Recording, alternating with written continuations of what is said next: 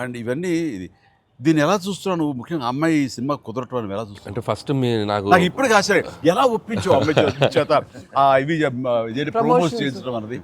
అంటే ఫస్ట్ చాలామంది ఆప్షన్స్ అనుకున్నప్పుడు సార్ నాకు మైండ్లో కొడతా ఉంది, మీకు వేలు చూపించి వార్నింగ్ ఇవ్వటాలు, మీ ముందు అలా అసలు మీరు ఆ అమ్మాయిని చూసి కొద్దిగా అలా బెరుకుగా ఉండటాలు, ఆ కటౌట్ ఎవరో ఒక పెద్ద కటౌట్ లేకపోతే ఇది వర్కౌట్ కాదు, టోటల్ సినిమా అంతా మిస్ఫైర్ అయ్యే అవకాశం ఉంది, ఎవరిని పెట్టినా కూడా అసలు ఆర్టిఫిషియల్గా ఉంటుంది అని నయనతారగానే ముందు సాహు గారికి థ్యాంక్స్ చెప్పాలి సార్. ఎందుకంటే ఆ ఛానల్ని ఎక్కువసేపు కదిపి ఇది చేశారు. తర్వాత సుస్మిత గారు అటు నుంచి నరుక్కొచ్చారు. ఇద్దరు వీళ్ళిద్దరు బ్యాక్ ఎండ్లో ఒక వర్క్ చేసి పెట్టారు. చేసి పెట్టాక నాకు ఫోన్లోకి టచ్లోకి వచ్చింది అమ్మాయి. కథ చెప్పాక ఫస్ట్ కథ బాగా ఎగ్జైట్ అయింది సార్. కథ బాగా ఎగ్జైట్ అయింది. ఎగ్జైట్ అయ్యాక చిన్న టెక్నికాలిటీస్ ఇష్యూస్ జరుగుతున్నాయి. ఇంకా అమ్మాయి కష్టమేలేమో అనే స్థితికి వచ్చింది. డ్రాప్ అయిపోదాం అనుకున్న టైంలో ఫోన్ చేసింది అమ్మాయి, Anil I like the script, I want to do film with Chiranjeevi గారు అండ్ దట్ టు వెంకీ గారు also, there is like it's going to be very super project. ఎంత పడలాం, ఏం చేద్దాం ఇప్పుడు అంది. ఇది టెక్నికాలిటీస్ కొద్దిగా సెట్ అవ్వట్లేదే అంది. ఒక ఆప్షన్ ఉందండి, నువ్వేం చేస్తావు ఇప్పుడు నేను నో చెప్తే అంది. ఇప్పుడు నేను నో చెప్తే నువ్వేం చేస్తావు అంది. ఏముందండి, దృశ్యం సినిమా చూసారా మీరు వెంకటేష్ గారిది? ఆ సినిమా చూసి పడుకుంటాను, నేను నయనతారకి కథ చెప్పలేదు, నేను నయనతారని కలవలేదు, అసలు ఆ పలానా డేట్ రోజు నేను నయనతారతో ఫోనే మాట్లాడలేదు అని చెప్పి పడుకునేది. కళ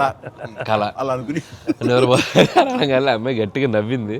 నవ్వి okay I will do it for you అని చెప్పి ఓకే నేను చాలా హానెస్ట్గా చెప్పాను సార్. అది అంటే లైక్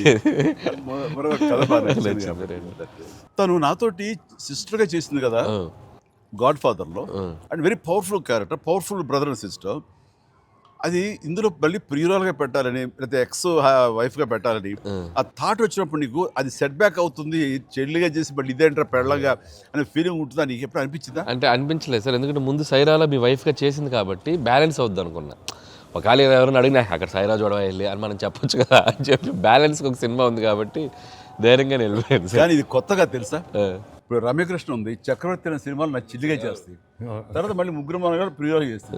అలాగే రక్త సంబంధం అనే సినిమాలో రామారావు గారు సావిత్రి గారు అట్లా చెల్లిగా చేశారు.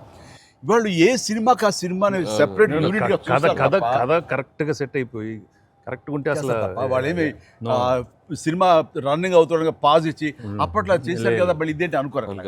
So that's very good cycle. నిజంగా అన్ని రకాల ప్రేక్షకులకి, అన్ని వర్గాల వాళ్ళకి, అన్ని అంటే పెద్దవాళ్ళ నుంచి చిన్నవాళ్ళ వరకు ఆల్ జనరేషన్స్కి ఈ సినిమాకి ఇంత కనెక్ట్ అయ్యారు. ఇంత అద్భుతమైన విజయాన్ని షైన్ స్క్రీన్కి, గోల్డ్ బాక్స్కి, అట్లాగే అనిల్ రావుపూడికి తనకు సెంటిమెంట్ అనుకుంటే తను కొట్టేస్తారు, మనం ఉన్నా లేకపోయినా అది వేరే, అది పక్కన పెట్టండి.